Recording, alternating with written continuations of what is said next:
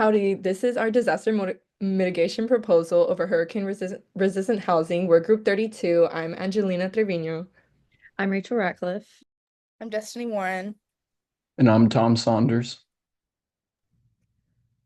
So we're going to move on to our agenda today. And we're going to cover the region and community, our overview of hurricanes, the mitigation technique, the cost and financial plan, our closing, and then finally our references. So to begin with, our region and location is North Carolina.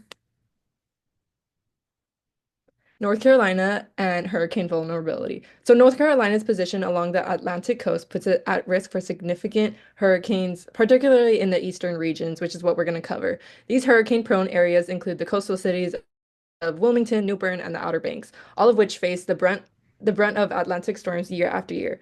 The population of eastern North Carolina exceeds 1.5 million people, comprising of a diverse mix of urban, rural, and even seasonal residents. During hurricane season, this population actually increases as tourists visit the coast, which can complicate evacuation and safety efforts. Now, within this population, some groups are especially vulnerable. First, we have low-income families. Many live in older housing structures that simply aren't designed to withstand the intensity of modern hurricanes, leaving them at high risk for property damage and displacement. Next are elderly individuals with limited mobility who may find it challenging to evacuate or even prepare adequately when it comes to a storm approaching.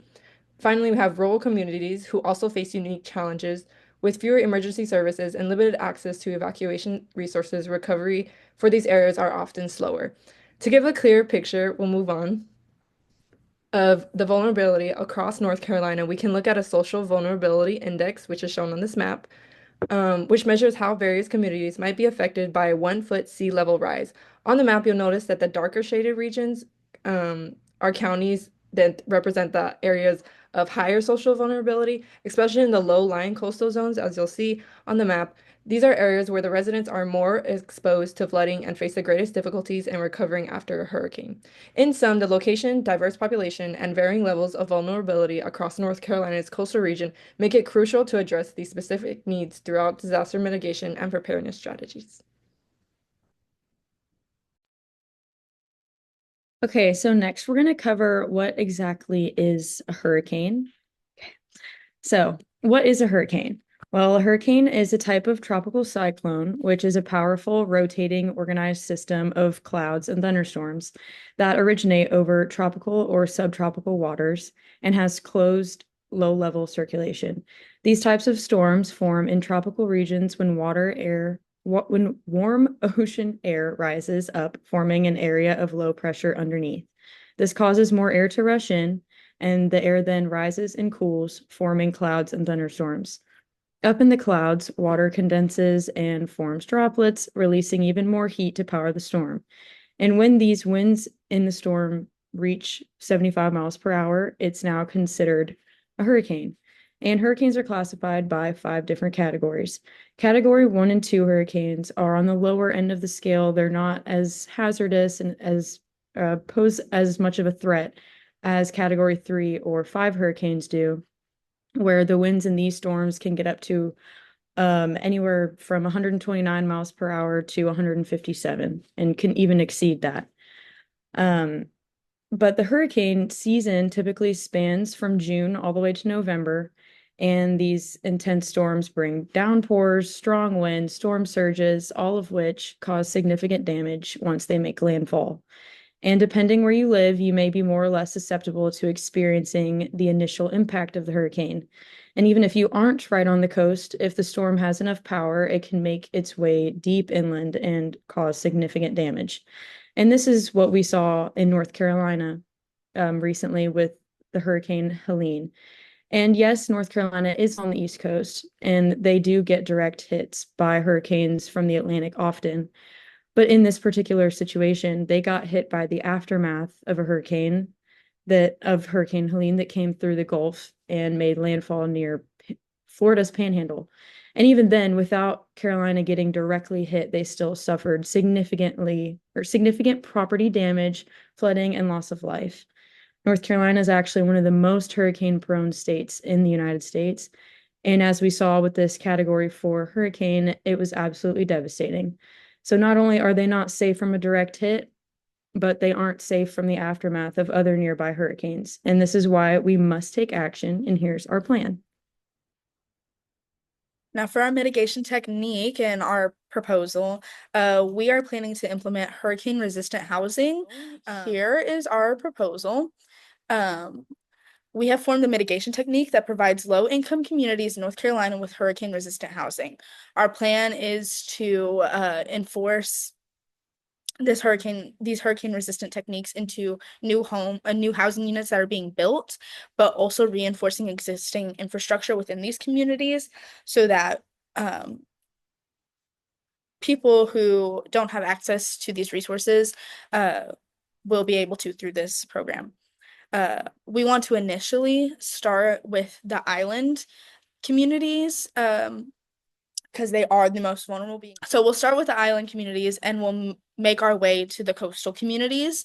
And then once we've made that progress and have secured the funds and made strides in these new housing units, then we can move more inland.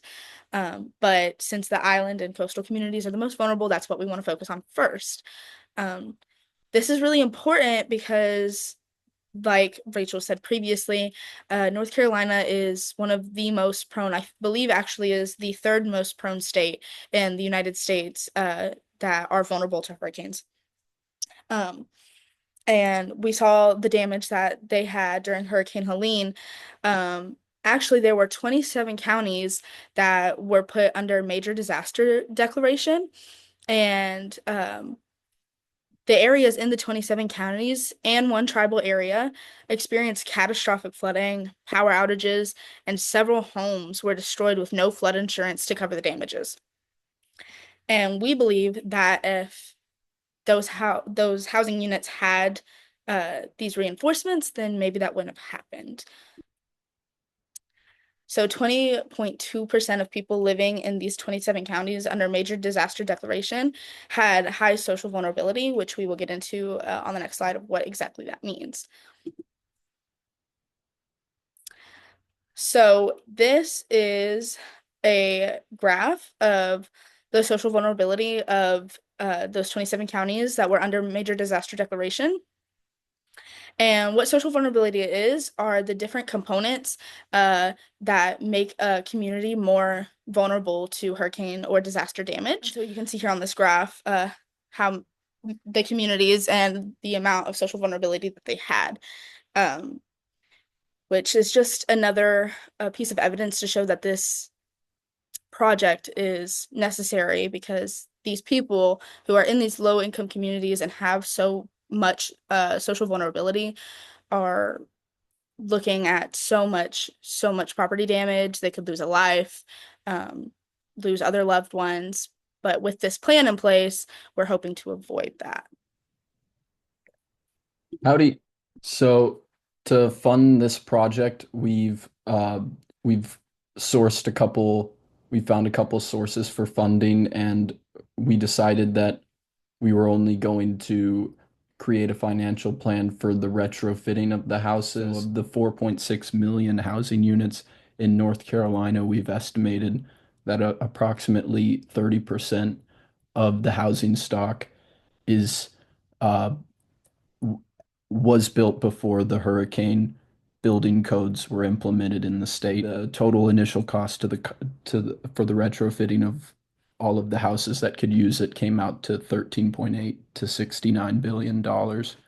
And we hope to find funding for this through philanthropic organizations, nonprofit NGOs, as well as FEMA's hazard mitigation grant program. There are also state and local grant programs like that as well. State level programs often have um, cost tags in this tens of billions of dollars range. So it's not, seems high, but it's not unreasonable for a state level program.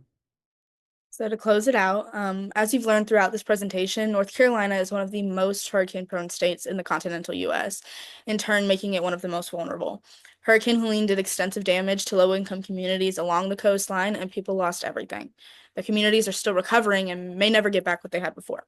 It is reasons such as these that we believe our mitigation technique would be highly beneficial to implement. Vulnerable families wouldn't have to live in fear of the next hurricane season with this plan in place. This plan could instill confidence and safety into people who lost all hope. This could be the change, so let's make a change. Thank you.